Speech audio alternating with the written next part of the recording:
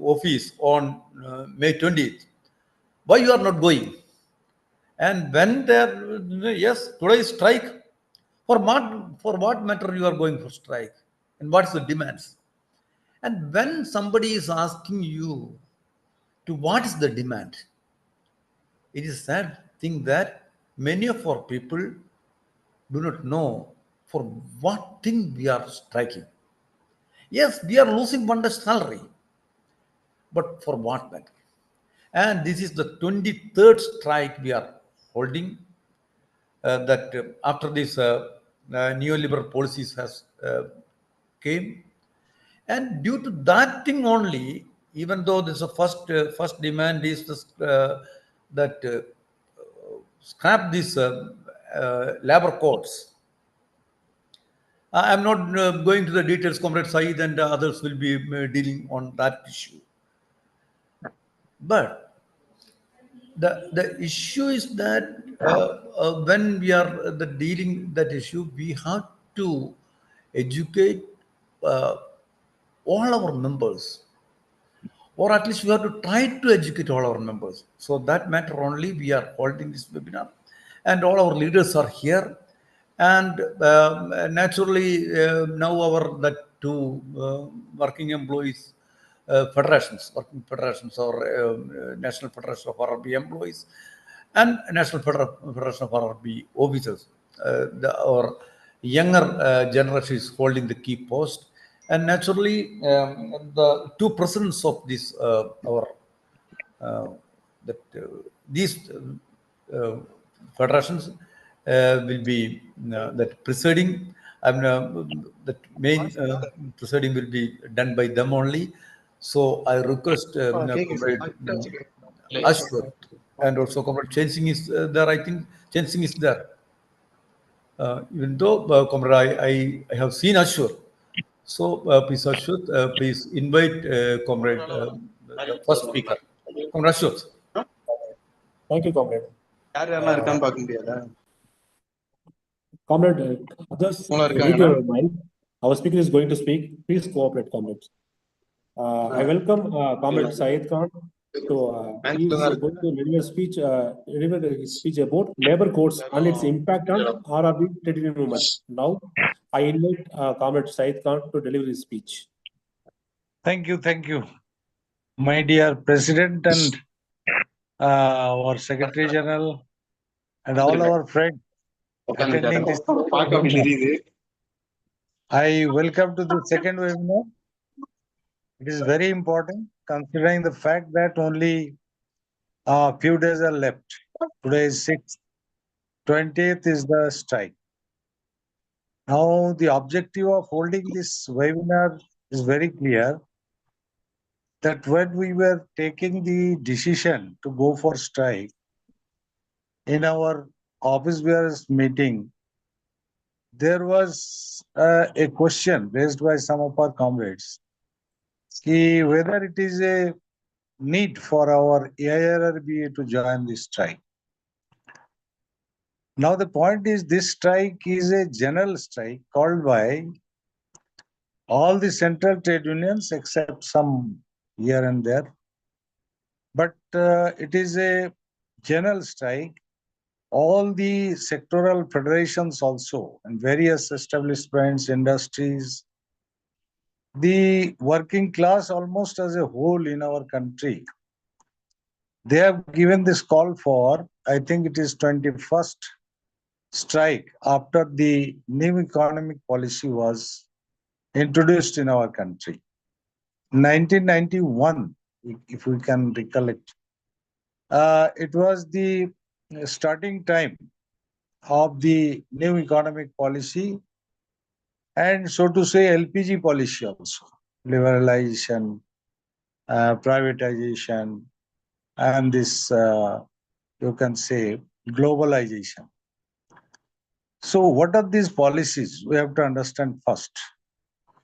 These policies actually owe the origin with some capitalist system. They want to exploit the people in a more draconian manner. And for that, advanced countries or capitalist countries, they have assembled together. They have framed certain laws, certain rules, and they have actually imposed all those things in third world countries or even developing countries. And India is one of them who have accepted it. On various plea, they have told that we have no alternative but to do this thing. So it was started in Congress government's time, but there was some human face as declared by Dr. Manmohan Singh as finance minister, and then afterwards as a prime minister. Always he was telling, definitely all these policies are not directly benefiting the poorer section of people, but trickle down benefits will be there to the poorer section of people. It means the benefit of these policies will be reaching to the big people, big business houses, corporates. It is very clear. And that has happened. Since then, the disparity, this gap of wealth possessed by the poorer section of people and the rich has widened. And before that also, even after our independence, the situation was that our big houses, capitalist houses, they were not so big that they will employ their capital for industries and big establishments, production centers. So at that time, they demanded that government should take initiative to invest money from government's exchequer to create the infrastructure. And for that, they wanted, to some extent, this government's ownership in the production system, industries, and all that. And for that matter, so many industries have been established in India without so much of opposition from the capitalist class. But gradually, by 1991 or by that time, situation was changed. The industrialists had the capacity to invest. They had become so much of moneyed people. And they now wanted that all the ownership of all the national property will be taken over by them. And that is why privatization was accepted by government as a policy. And if that privatization is there in all sectors, then definitely there will be much more exploitation. And to curb the exploitation, to curb the dissent within the working class due to this exploitation, they had to think about the change in the labor laws. So they were thinking it, how to change it, what to do, what not to do, this, that. But ultimately, what has happened? I am going in a very short form because time is not so big. So what happened in 2019? It came in a naked form, and they forcefully, with the help of their majority, the parliament, they actually started passing the laws directly affecting the working class, because a lot of privatization has already taken place, and a big program is also planned to hand over whatever is left now with the hand of the government. So many big houses are now ready to take over everything, anything and everything, including the RRBs. We know there were efforts on the part of the government to transfer the shares of the government to sponsor banks so that it can be easily sold out. And when it was not possible due to our strong opposition and fight, they started the effort of IPO. That also we have opposed so far very effectively. And now, 2019 onwards, they have brought 4 labor codes. How to manage the labor situation and their dissent against the government policy. That is why actually working class has decided to unite themselves. And all the trade unions, central trade unions, in spite of their so many ideological differences, operational differences, and so many differences, they have come together. And this is the joint strike all over the country, and it is a general strike too, so that common people may also be involved to protest against this type of this pernicious policies. Now, what are these codes? I'm not going to detail out all the codes because you are so many speakers are there. Just for example, one code, say, they say professional security, then health, and then the situation in the workplace. This type of things are there in one single code. It is about 86 page document. I think 2020. Here, what they have done is very calculatedly, practically out of total workforce,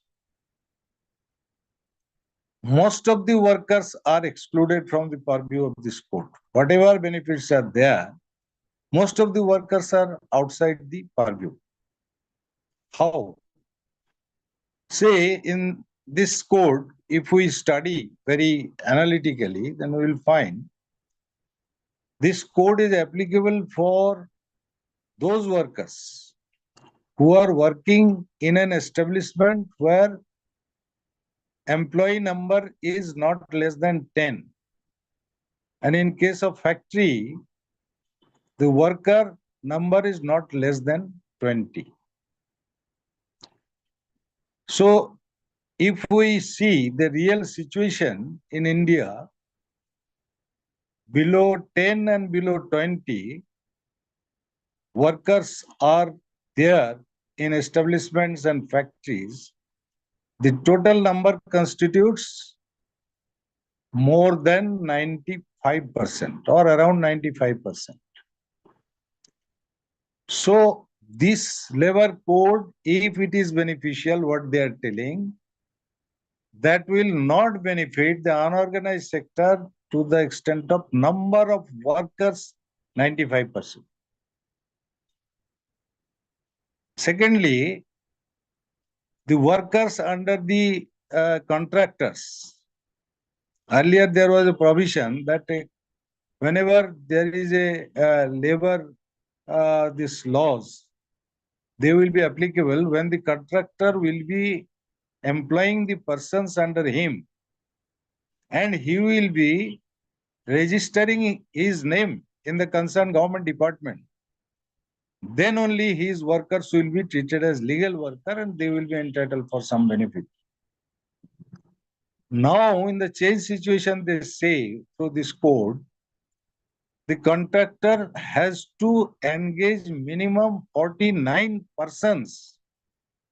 Then only his firm will be treated as legal and his workers will be legal. Otherwise, nobody will get the benefit of this code, whatever is there. And the salary limit is also fixed. I think it is 18,000 or like that. If somebody is getting more than 18,000, then only you will get the benefit. Otherwise, they are not entitled to get the benefit. So, if this be the labor law, what type of labor law? The labor law which is never demanded by any working class people. No trade union has demanded this type of enactment in the parliament. So if this be the situation and the government is telling this is inevitable, whenever these laws were passed in the parliament, actually there is no scope left for the opposition parties to debate on these issues. They were practically very tactfully passed in the House, and opposition parties could not make any comment or any observation or any opinion about these laws.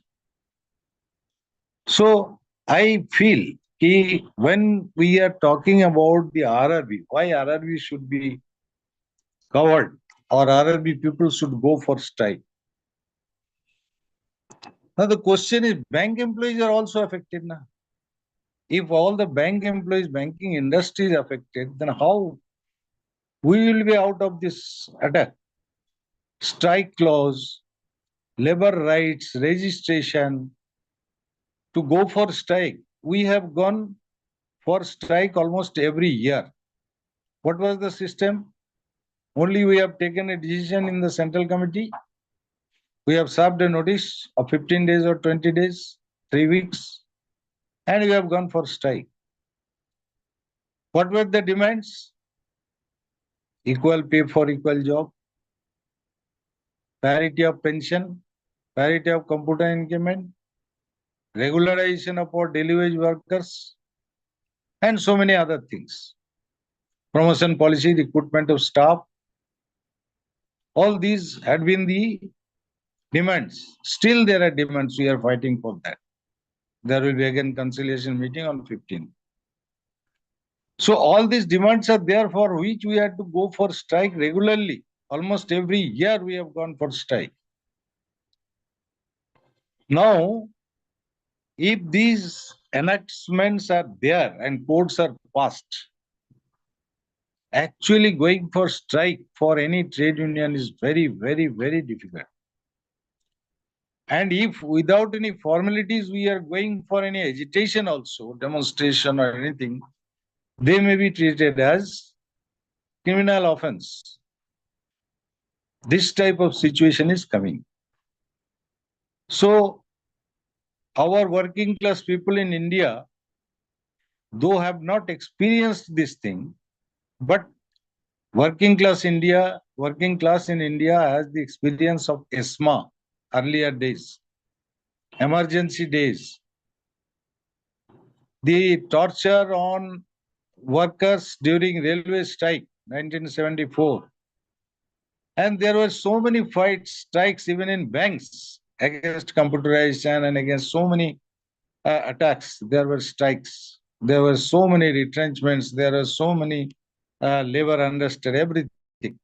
But there were labor laws which came ultimately to the support of the working people, trade union leaders, and general members of the industry. But if these codes are finally put into place, practically trade union will be becoming the part of slaves. And the slavery system may be coming back to India. So this is the realization of leading comrades in all the trade unions in India. Nobody can say this is wrong. This is not a reality. This is not a final thing. Everybody believes that we are going to face a dangerous situation if these 4 codes instead of 29 labor laws are placed. So nowadays, what are happening? The people in our society, even in market also we find, in the big shops, the people are standing for 10 hours, 12 hours, doing their duty. And now what they are telling, duty may be up to 12 hours or even more. And that will be on the basis of this sweet will of the management.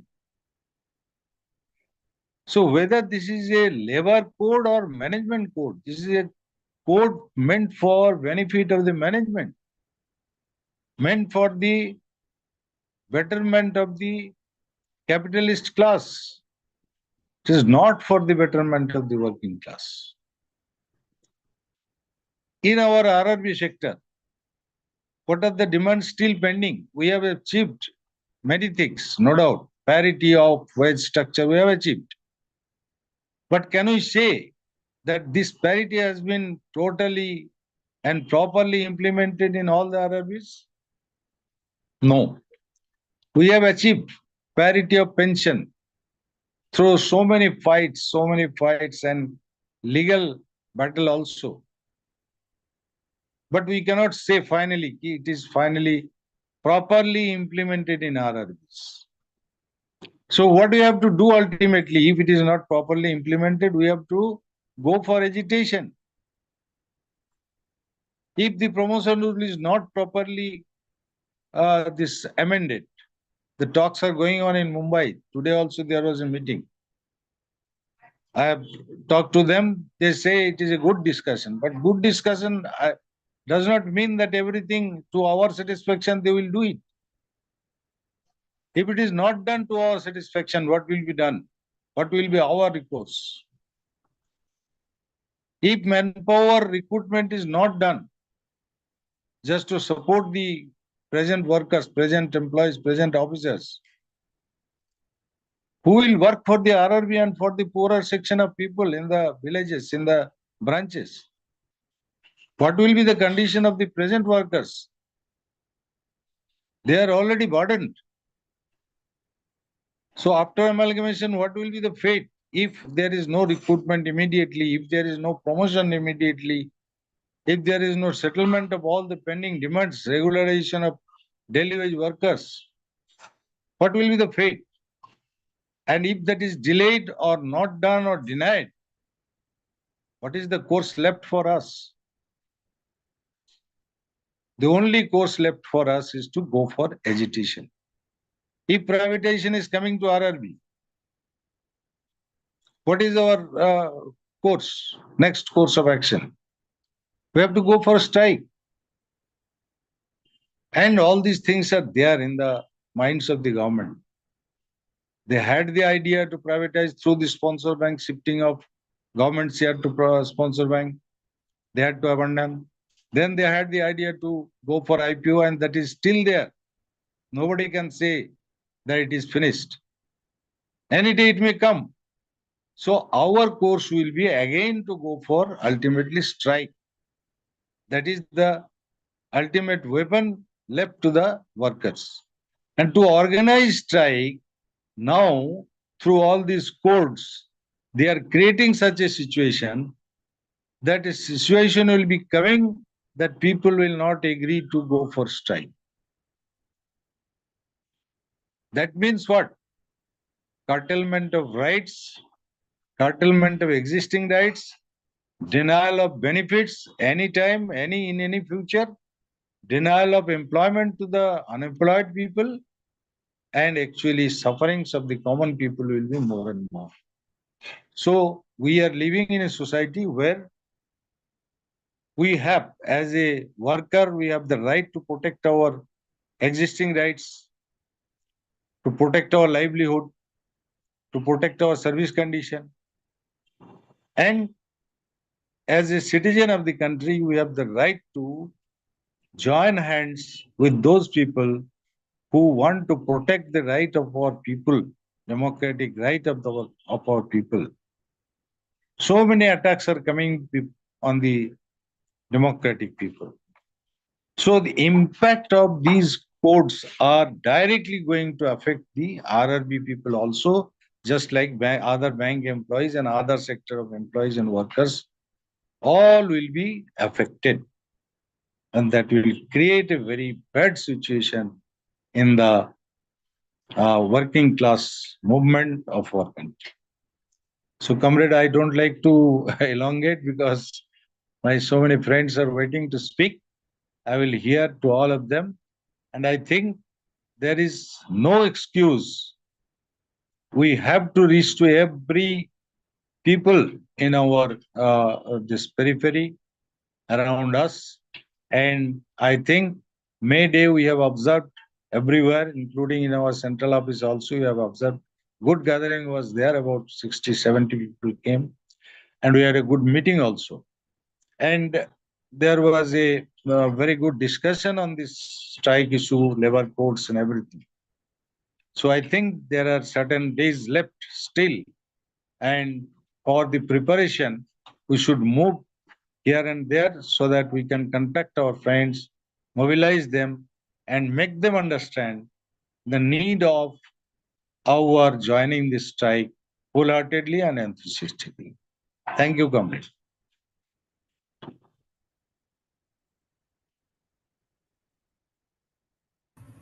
Ashwath, unmute. Ashwath, Comrade Ashwath, unmute, unmute. unmute. Photo available.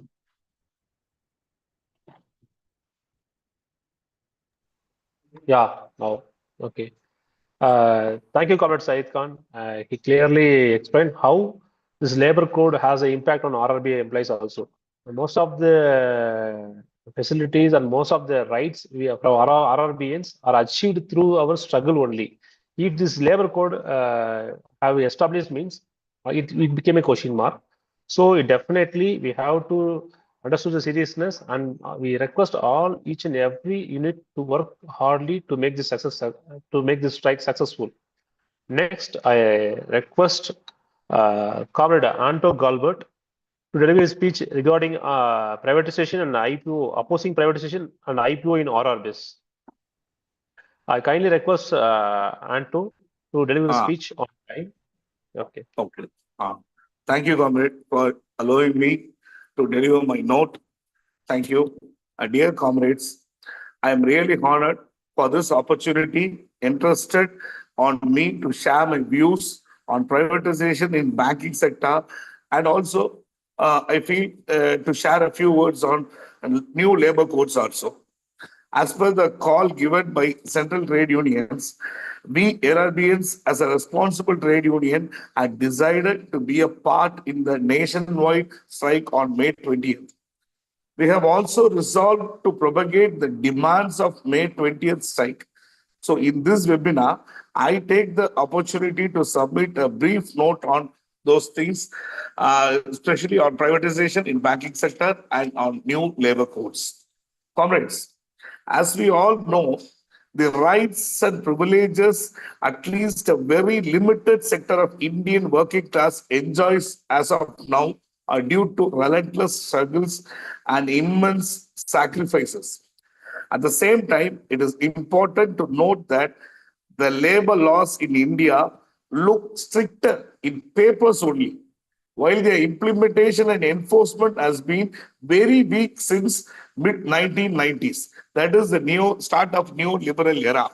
In this neoliberal era, even those basic rights we won earlier through struggles are denied and curtailed by ruling class. Ruling classes around the world curtail the rights of workers and intensify their exploitation in the pursuit of profits. Profits are their main need, and they started exploiting the laborers for the sake. The current global order is governed by neoliberal principles. These principles have intensified the inequalities. Studies conducted in India shows that after liberalization in India after 1990, it has resulted in enduring class disparities has been more. The result is enduring class disparities are more after 1991. Despite these concerns, India has been gradually shifting towards a more privatized model. This trend reflects the persistent dominance of neoliberal approach of development. It is also important to note that the earlier existing labor laws, as well as the new labor codes, affect only those enterprises who operate with workers above a certain threshold. That was clearly explained by Comrade Syed Khan. Most of the codes do not apply to the informal or unorganized sector enterprises. Let us go with some data. Among 64 million non-farm units in the country, 99.7% are unorganized sector, and only 0.3% units are formally registered. Moreover, the unorganized sector units only 31% are registered under any act. Remaining 69% are not registered. So from the above data, it is clear that up to what extent the labor codes are practically applicable. In this neoliberal era, privatization has become the core agenda of ruling class. Now there is a concerted attack on public sector units by the ruling class. They have openly declared that they are going to sell all the public sector undertakings. They want this privatization to be done in favor of capital class. So they are ready to dilute the labor laws that are stringent and against privatization. The first Prime Minister of India, Pandit Jawaharlal Nehru, had described public sector enterprises as temples of modern India. But today's Prime Minister, Mr. Modi, says that public sectors are born to die. This vision of Modi had reflected in his past 10 years regime. His BJP government has seen relentless attacks on the lives and livelihoods of Indian working class. We as bankers and responsible citizens of India, we are in the forefront and fought back against those attacks of Modi-led government earlier also. Whenever there is a move against public sectors, we have strongly raised our voice of protest. To be more precise, only due to our consistent struggles and movements, we have so far halted the moves of privatization in banking industry. We oppose privatization in banking industry for the following reasons. I just confine the reasons in a brief manner.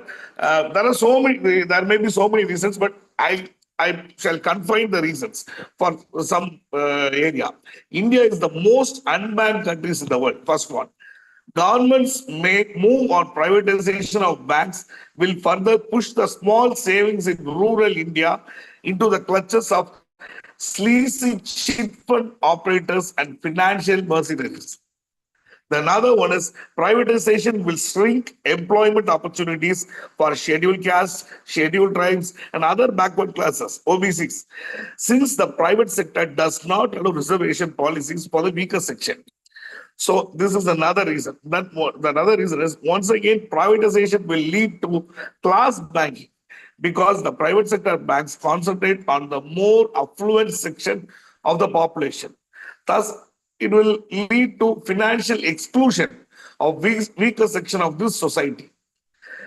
If we look back into the history, one of the principal objectives of bank nationalization of 1969 was to break the unholy alliance between big business houses and banks that seriously distorted the allocation of credit and excluded major sections such as agriculture, small and medium enterprises.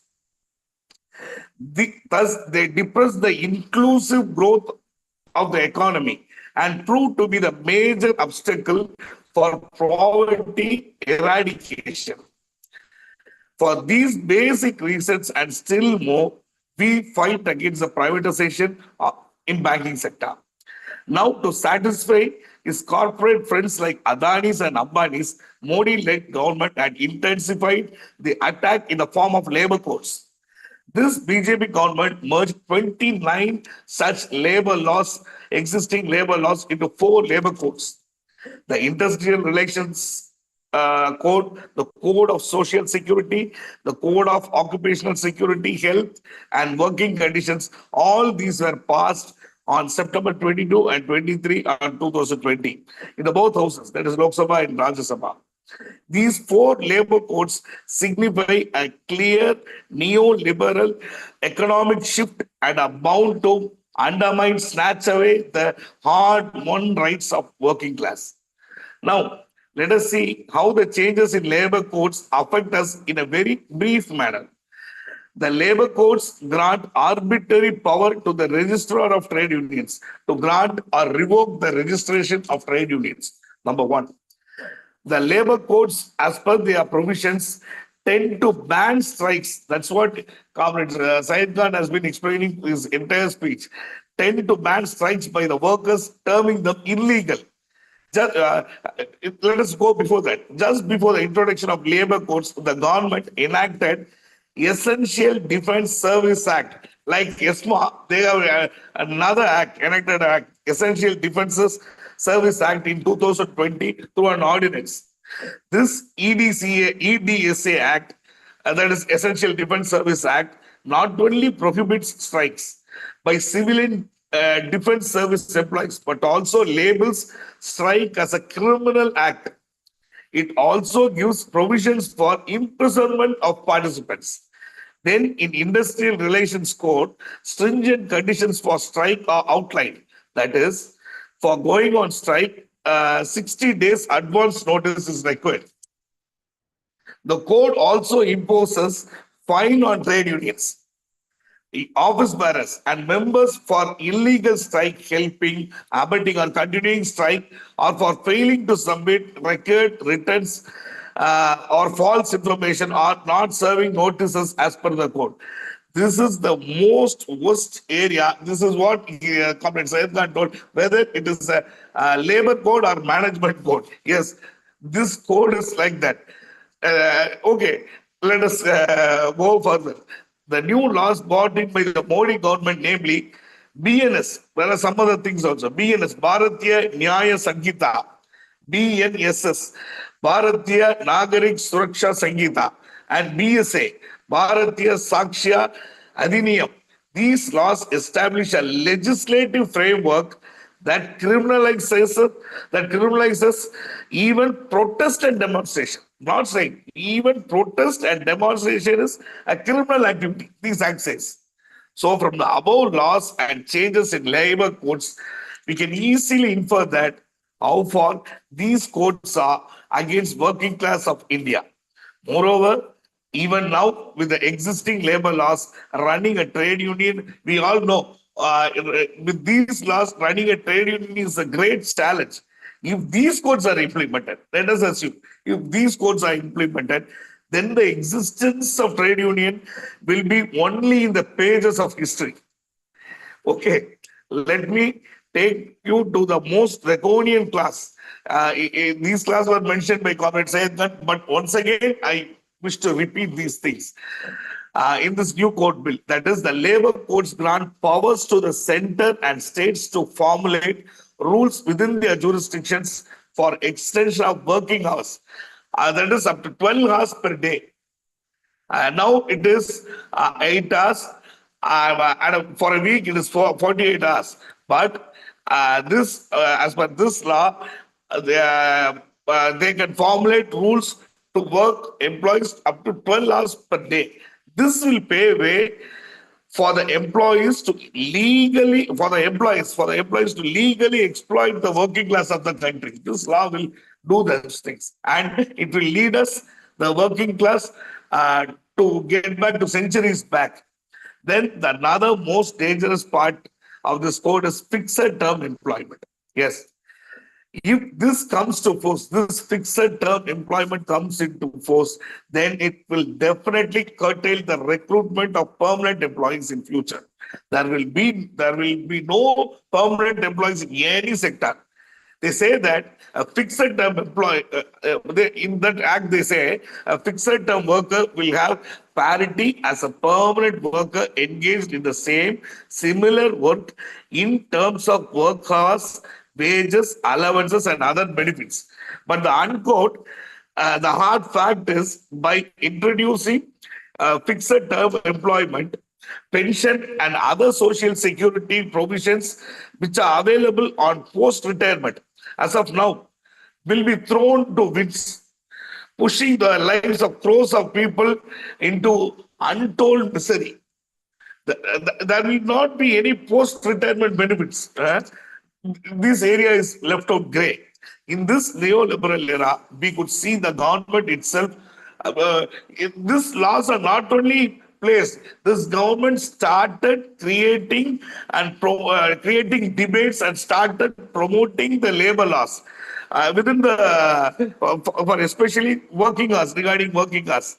For instance, Mr. Narayana Murthy, the co-founder of Infosys, had advocated 70 hours work for a week. This is totally against the settled laws of the land. He is ready to place his views, and it is not just his views. The same views was supported by the L&T chairman, Mr. S.N. Subramanian.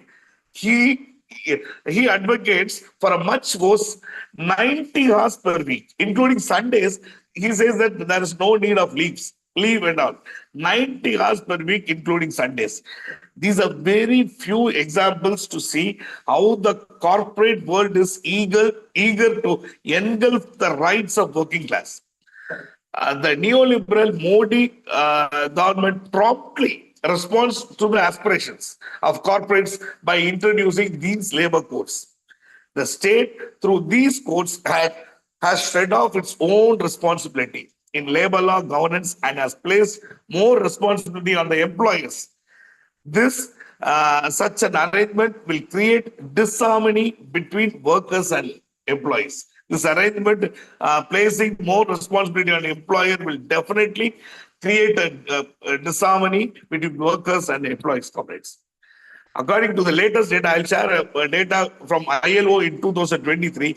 Indians working average hours per week is 47.7 hours per week. In case of Americans, work for 36.4 hours per week. Let me come to South Koreans. They are working 37.9 hours per week. In case of Russians, they are working 37.6 hours per week. In case of United Kingdom, 37 hours per week. Germany, it is 37 hours per week. So India ranks 5th among the countries of longest working hours. This is the fact. So I wish to conclude my note by saying that from the above note submitted, it is very clear that labor codes are proposed to exploit the laborers and a legal framework to lead privatization. In this background, the nationwide strike call on May 20th by all central trade unions gains its importance. We have to realize in what condition, in what period we are going to do this strike. As mentioned by Comrade Rajivan, this strike is the 23rd such general strike observed since 1990. So in order to defeat these labor codes, in order to oppose privatization, in order to preserve our long fought rights, we have to make this strike successful. All 17 points demands placed are very, very much relevant to the working class of our country. Since time does not permit me, I cannot go to those demands elaborately. So I request one and everyone to go beyond those demands, to read those demands, and to connect with them with those strikes. How far this strike is very much important to us and to our future. Let us resolve together to stand united to fight against these neoliberal agendas and to defeat these new labor codes, which are totally against the working class of India, comrades. Thanks for this opportunity. Inqilab Zindabad, AIRRBEA Zindabad. Thank you.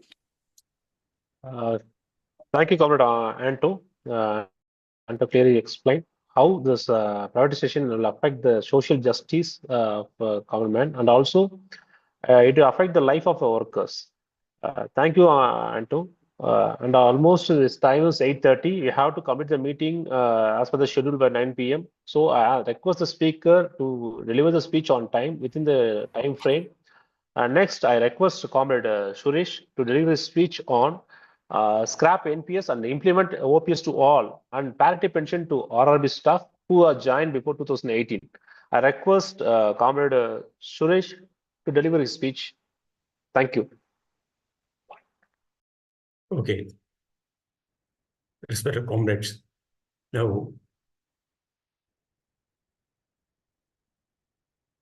our President, Comrade Rajivan, in his inaugural address, made a remark that suppose on the day of the strike on May 20th, if somebody asks us what for you are going on strike, every comrades of AIRRBEA should be able to explain why they are striking work on that day. Bit loud.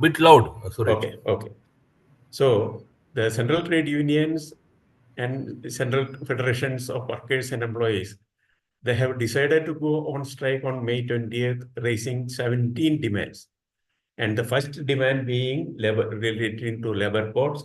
Then there are demands related to minimum wages, no casualization of labor, minimum pension to be made 9,000 rupees, then restore OPS and scrap NPS, then the restrictions brought in the registration of trade unions, control of price rise, stop privatization, then maximum support price to farmers, withdrawal of electricity bill, right to work to be made fundamental right.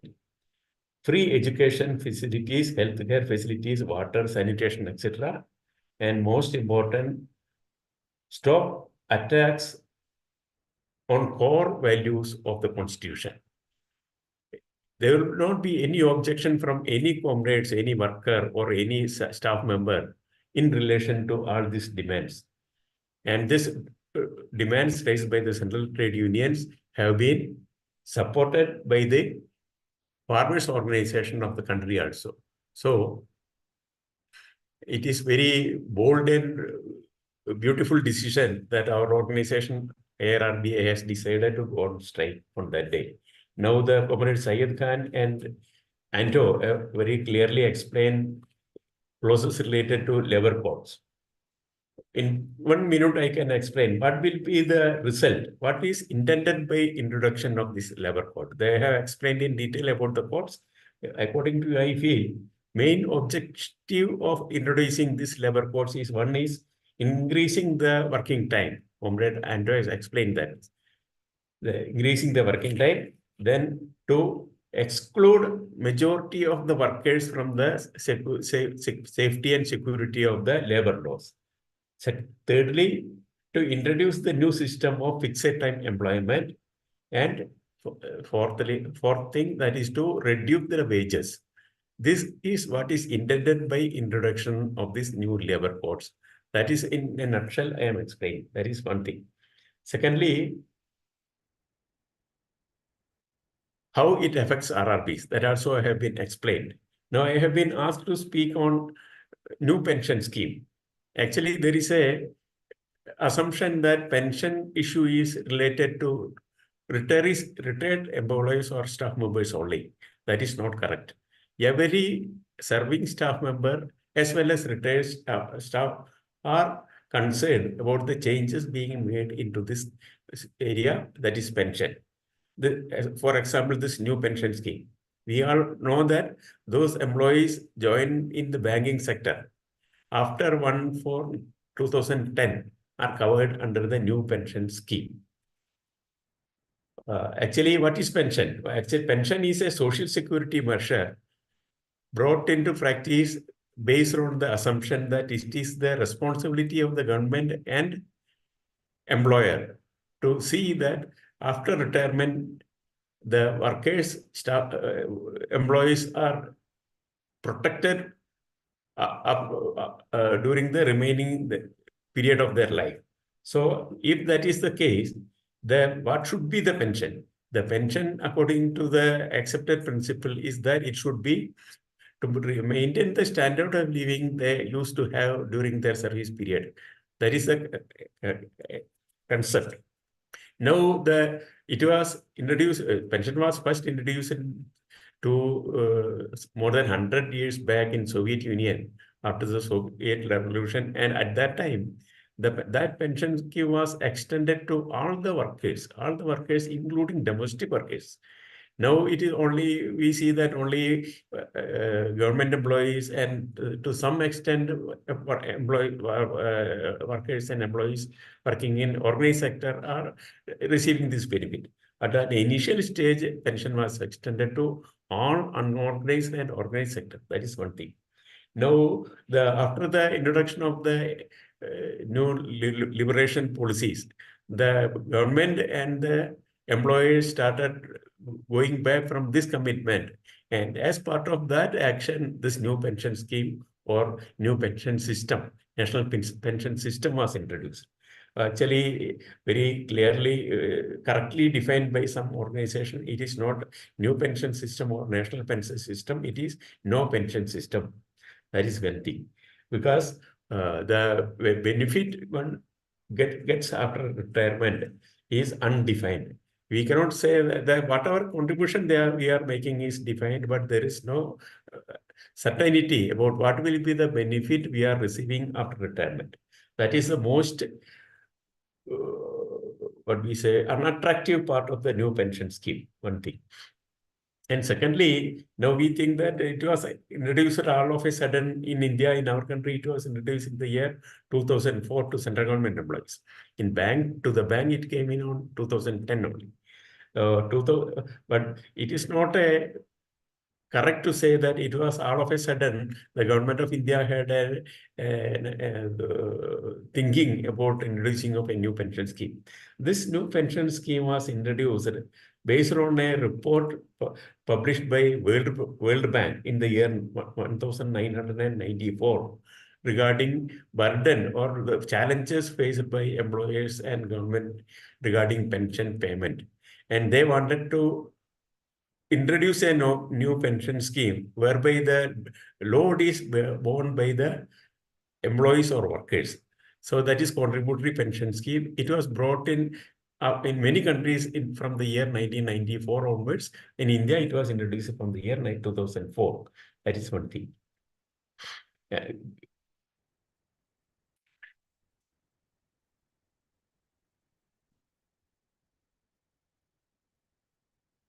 Another thing is the contribution. 10% was from the employer side and 14% from the employer side. This huge fund, now presently estimated as 10.5 lakh crores. 10.5 lakh crores. This huge amount is placed at the disposal of the corporates. That is the most dangerous part of the new pension scheme. Other than that, the employees are denied their due share as pension. For the country, this huge amount of 10.5 lakh crores, which in other ways should remain with the treasury of the government of India and which they can utilize for the welfare measures, developmental work, and for the progress of the country. This huge amount of this fund is being placed at the disposal of the corporates for them to utilize it for according to their whims and fancies. That is the most dangerous part of the new pension scheme. That is against the interest of the country and against the interest of every citizen. That type of understanding we must have. Now, the pension scheme, as I started earlier, there is no defined pension. The fund received will be deposited in the share market, and after retirement, the quantum will be decided on the basis of the returns received from the investment. And now in RRBs even, in central government service, it was introduced in the year 2004, and people have started retiring now who are covered under the new pension scheme. Now, even in RRBs, who joined after 2010, and some ex-servicemen or some regularized daily wages or some people who have come as compassionate appointment, they have started retiring and they are receiving very negligible amount as pension.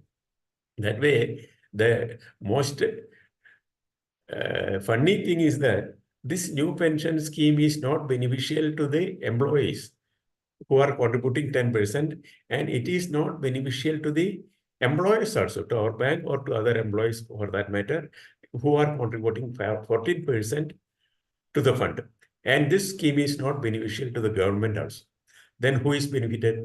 As I said earlier, it is for the benefit of the corporates. This scheme has been introduced. So it is very apt and proper that this demand has been raised by the central trade unions as one of the 17 demands, which is a basis for the strike on May 20th. Even the earlier strike also, this demand has been introduced. It was there. That is one thing. And another thing I wanted to mention is that on the same day, May 20th, some unions in banking industry are also going on strike. So far, AIRRBEA, AIRRBEA, and BEFI have declared, and they have issued a joint statement also. They are raising some special demands in addition to the 17 demands raised by the central trade unions. Trade unions in banking sector, they have raised some additional demands. They are one, strengthen the public sector banking and insurance. Secondly, stop privatization and disinvestment. Thirdly, adequate recruitment for against outsourcing and contract employment, and scrap NPS, restore old pension scheme. And six, measures to recover large loans issued to corporates. And seven, this reduction in service charges. These are the 7 demands raised by the trade unions in banking industry are applicable to our RRBs also. So that is one thing. So according to me, as explained by Comrade Syed and Ando, all the demands issued by the central trade unions are relevant and applicable to RRB staff also in one way or other, be it the labor force, be it the privatization, be it lack of recruitment, be it contractization of labor. All these demands are applicable to RRB staff also. So it was very proper that AIRRBA has to go on strike on this day. This way, we are fulfilling an obligation to the industry, banking industry, because it is our duty to ensure that our RRBs are protected from the attack of private investors in the name of privatization. So it is for the benefit of the industry, and it is for the benefit of our clientele, RRB clientele, who comes to around 40 crores. Some 40 crores clientele base is there for RRBs. It is for benefit of the clientele base, and it is the benefit of all staff members related who are working in RRBs. So for one example, this new pension scheme. This new pension scheme is applicable to all government employees, central government employees, state government employees, public sector employees, and to some private enterprises also. It is not only related to RRBs. In RRB, by any type of action in RRB, it is very difficult to have a change in the new pension system. But this concerted effort put in by the central trade unions and the federations of other industry, we can raise our voice against this new pension scheme. Similarly, this contractualization of labor, it is not only related to RRB. It is there, as somebody nowadays explains, it is a universal phenomenon. So we have to join hands with all the working class who are suffering from the anti-labor, anti-nation, and anti-people policies. So we have to join hand, and we have to be part of the joint agitation. That way, we are raising the image, and we are raising the prestige of AIRRBA by deciding to join this movement. And that way, we are fulfilling our duty, responsibility to the society. This strike, what will happen after the strike? Some people may say that what is the result of one day strike? But we have to understand that a strike is a form of recording our protest democratically. India is a democratic country. Not only a democratic country where there is a very strong system of democracy in practice. There are some countries where democracy is there for namesake, but our country is having a very strong this system of democracy. And this any sort of agitation or strike is a democratic form of this protest which you can resort to. And I strongly believe that this protest will have its impacts.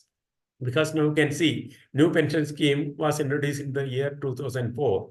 But just before the general elections in the year 2024, government came out with a declaration that a new pension scheme named Universal Pension Scheme, UPS, will be introduced. Why they have to change their scheme? Because so far, government had been, all the ministers, officials have been explaining the benefits of new pension system, NPS, but suddenly they have come out with a new pension scheme that is UPS. Why? Because they were going for elections and they had got the feedback that in all the organized sector, government employees, especially because even this New Delhi, etc., where there is very large concentration of government employees, they are very much against this new pension system. And this feedback was reached the government higher authorities, and that way they were compelled to introduce a new pension system, which is UPS. On prima facie, we may feel that this system is better. Definitely it is better because there are some advantages. This new pension system named UPS has some advantages over this thing, earlier pension system, because it has a minimum and maximum stipulation of pension. Whereas in the NPS, there is no minimum stipulation. Whereas in UPS, there is a stipulation that minimum pension will be 10,000 rupees. But at the same time, it is also a contributory system. As I already explained, the government of India or employer, in our case, the banks, they are not fulfilling their commitment to meet the expenditure of the pension scheme, but the expenditure has to be borne by the employees by way of contribution. That defect is already there. Then there is no system of dearness relief. No, the old pensioners who are receiving pension now, they may know that every 6 months they are receiving some amount, whatever it may be, by the name dearness relief. And this dearness relief is linked to the cost of living index. But in the UPS new system, there is no provision for this dearness relief, and there is no system for commutation, and there is no provision for revision at any point of time. Whenever there is a wage revision in the related industry, that will not be made applicable to the UPS. That way, this new pension system introduced naming by the name UPS, that also is not beneficial to the employees, even though at first this prima facie we may see, so feel that it is somewhat better, and definitely it is somewhat better, but our original demand is that the pension obligation should be borne by the employer. And the old pension system, which is linked to our wages we received during the last 10 months average, and that way some stipulations are that is defined pension.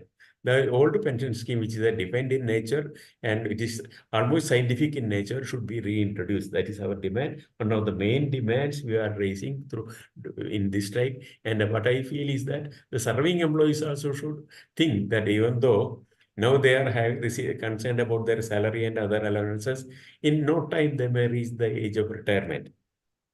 When I joined in the bank some 45 years back, I had there was no thinking in my mind that I am going to retire at some time. But time is going very fast. And after retirement also, we have to live a decent and comfortable living up to our end, for which pension is required. So it is our right that to ensure our duty to ensure that while fighting for the benefits by the way of salary or other allowances, we have to give equal importance to the terminal benefits. That is one terminal benefits, of which pension is the most important thing. And now by the introduction of the new pension system, other two benefits, that is, what do we say, contributory provident fund and gratuity, that has almost vanished from the scene. So that way, we have to see in advance at the stage when we will retire and our life after retirement, and fight for the safety and security of our retired life also. Now, and don't want to waste take more of your time. We have to make the strike successful, realizing that it is our duty to ensure that this 17 demands raised by the central trade unions are for the benefit of the nation, for the large public, and for the working class of the country. And we should be proud that we are joining hands with them. That way we are fulfilling our responsibility to the society, to the country, and to the cause of the working class. Thank you, comrades. We have to reach this demand. This is a message to each and every members of our RRB, even be there our member, AIRRBEA members, or members of other organization. The success of the action program depends on how far the message has gone to the affected people. That way, we have to make the strike successful by reaching the message to all the working employees of RRBs? Thank you. Thank you, Comrade Suresh. Clearly, you explained how pension is very important, and also I want to point one thing. Pension is a basic right of each and every employee. It's not a benefit given by the government on goodwill. It's a basic right for an employee. And also here I want to point out one thing. Brigesh shared a message in the chat. He clearly said that one of the employee who got retired last week in Kerala Government Bank, he got pension in the new NPS scheme as only 4,000 rupees only. If he was covered under the old pension scheme, means his pension will be 90,500. It clearly shows that there's a vast difference between the NPS and the OPS. So we have to fight for the OPS. And thank you, Comrade. This time is getting it's 8:47. So I welcome Comrade Ranveer Anand to deliver his speech regarding the demanding various demands like recruitment of adequate services for NRBA and opposing outsourcing, and also increase in limits of PF graduate and bonus. I welcome Comrade Ranveer Anand to deliver his speech now.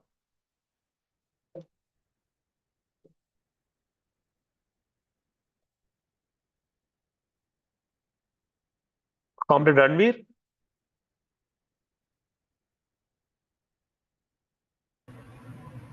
Comrade Ranveer, there, no? Comrade one, and also I request all the participants to be in the meeting till it's conclude. Is there in the meeting? Just call. Comrade Ranveer.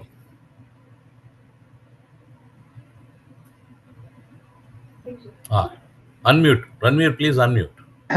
Sir, good evening. Actually, just I was not getting the option of being unmuted because the host has restricted that, sir.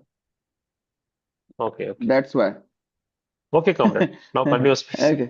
Okay. Respected President, Secretary General Reddy, sir, Saeed Khan, sir, and my dear friends. It is an honor to address you today to show the valid points why we are going for a strike and why we should have to proceed for a strike. As earlier speakers have delivered their own opinion and their verdicts about the strike and why we should have to opt that and why we should have to go for a strike. The topic what we have got, I have got, just I'm stuck to those 2 points, and just I'm going to deliver my words towards that. As sir, first is recruitment for adequate services for NRBI. Recently, our government unveiled a landmark reform, the one state operational efficiency, financial viability, and regional focus of RRBs. In short, to reaffirm our core mission of extending financial inclusion deep into India's countryside. Towards the long-held dream of a truly unified rural banking network. Many of us have advocated for an apex institution to guide rural finance, often referred to as NRBI, National Rural Bank Integration. In the recent Lok Sabha session also, one of our MP who is always advocating our demands and he is always with us to strengthen the RRB system, whose name is Mr. Jagdambika Pal.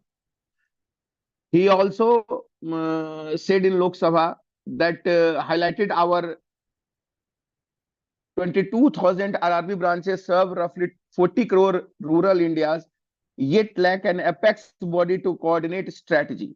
He demanded the creation of an NRBI with adequate recruitment at the national level and uniformity in operations. Word that echo the voice of our sector, indeed forming a national rural bank of unified policies and extend coverage has been a long-standing demand.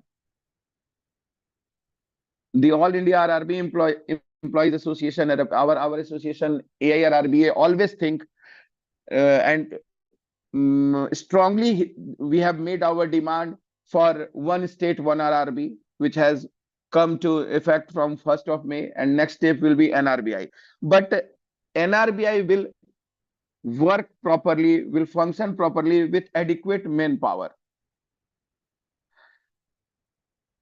We must also recognize, as the larger union of RRB, we AIRRBA always have demanded the adequate manpower policy, and so many demands are there, but my points are only has been restricted to two things. So I am just telling you, I stand before you today with a clear and urgent message. If we are to realize the vision of a National Rural Bank of India, NRBI, and empower our rural banking structure through the One State, One RRB initiative, we must address the foundation issues of staffing, dignity, and fairness.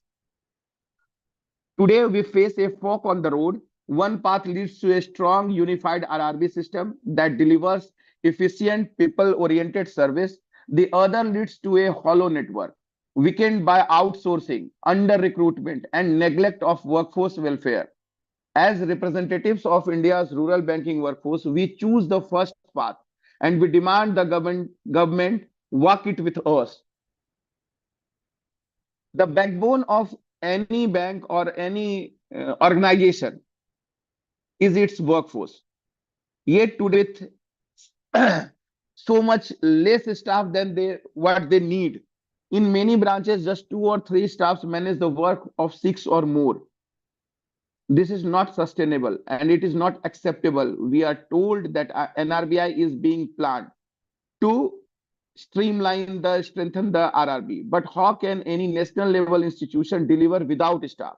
So we demand immediate and adequate recruitment in all cadres. These are not optional. These are essential. Without this, the entire NRBI plan will be a body without a backbone. And how it will come true, how it will be executed. To execute, we have to fight. We have to find the path of struggle. Organizing since the inception of RRB. We can see that in my bank also, in all, most of recruitment in office attendant, or mostly it has been stopped now. And now outsourced people are working with her in most of the organization. Let me be very clear, outsourcing is not cost saving, it is cost shifting. The bank pays large sums to contractors, but workers receive a fraction of that. There is no accountability, no continuity, no morale. Workers are treated as expendable with no job security, no social security, no future. This practice not only exploits workers, it undermines the efficiency and integrity of our institutions. We say stop the outsourcing, do not outsource work that is permanent in nature, recruit directly, train, nurture, and build the loyalty. Only then will amalgamated RRBs serve their purpose. You can say in your organization, wherever we are working, in our bank or any organization, our bank or organization is paying adequate money. How much it is needed for minimum wages, you can say. But in practical way, our persons, our daily wages, they are not getting that money. Bank is spending their part. Yesterday, just I was talking with Saeed Khan sir. He gave me a very nice point, and he said to me about the NPS also. My earlier friend who was stating about OPS or NPS, he explained everything. Just only one thing I would like to say. In old pension scheme, only 10% of deduction was there. And how much pension we was getting. And in NPS, 14% deduction. Means bank is paying more than the amount for OPS. But how much we are getting, as our friend is said, in Kerala Grameen Bank. So this whole structure has been created only to benefit their corporate friends. We have an example of NDTV and Ravish Kumar. Ravish Kumar is a journalist who is raising their voice, and he He's showing the mirror in front of all our Indian citizens that how government is making us foolish, how they are selling the public sector companies to their corporate friends. What happened? The whole entity, NDTV channel, has been sold out, and it has been bought by his corporate friend Adani. So nobody can raise their voice. Nobody can show the real picture in front of common citizens. So this is not our duty.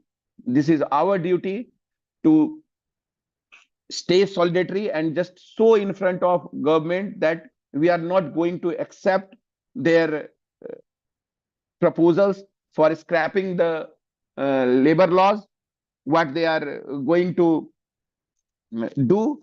And last point is there.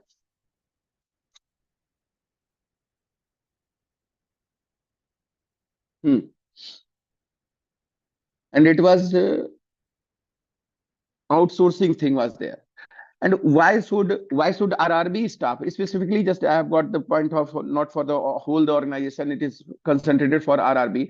Why should RRB staff be treated as second-class employees when they carry the weight of the nation's financial inclusion mission? Whether it is a public sector bank or an RRB, the same sweat goes into serving citizens. The benefit must match. So invest in people, hire directly, respect and retain your workforce. We have to show our solidarity and give our demands in front of government, and we have to say only those things what I've said. Invest in people, hire directly, respect and retain your workforce. As my dear friend who is hosting this meeting, he said that there is a limitation of time. I have to say something, but now I think it is now time is running out. That's why just I'm going to conclude my lines just with one thing that you can take little more time. Okay, sir. Thank you, sir. Sir,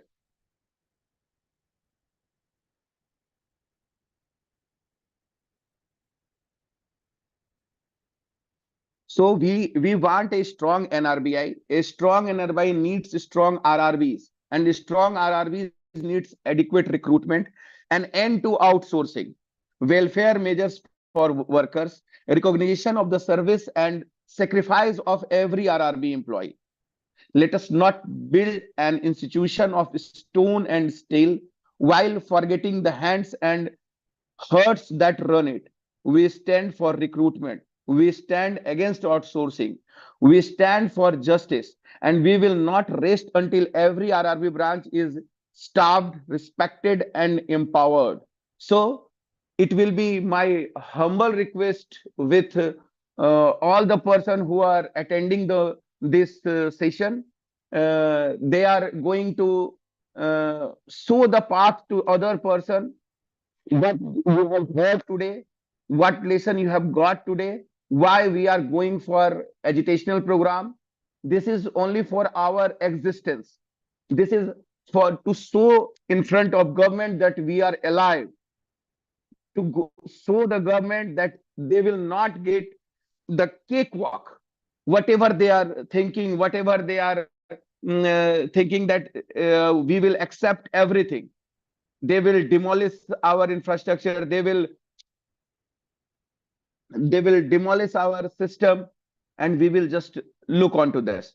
So to show the government that we are alive, we have to fight. We have to show our strength, and we have to show them that we are organized, we are united, and we are fighting for our rights. That's why, my dear friends, we have to show our solidarity and join our hands with the whole organizational strike.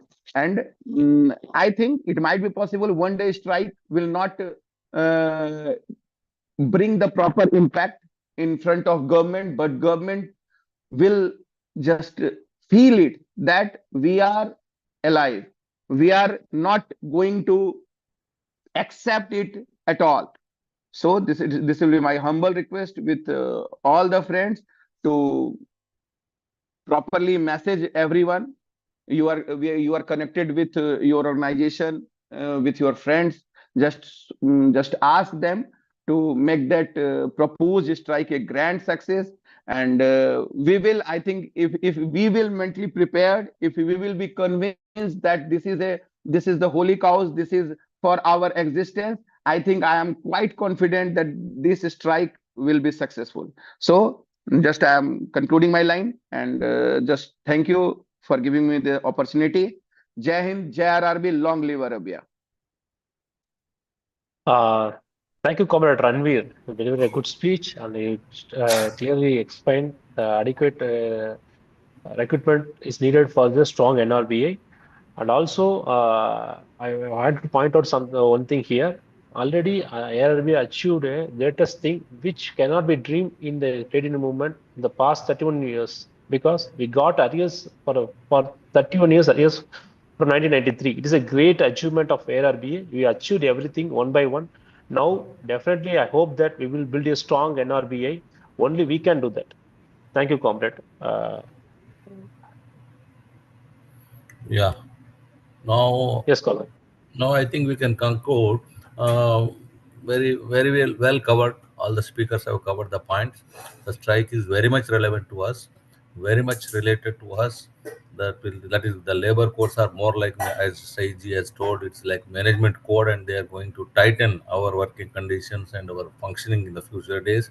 All the achievements so far we have got are due to legal strikes and legal hesitations, and also the organizational hesitations for the last 47 years.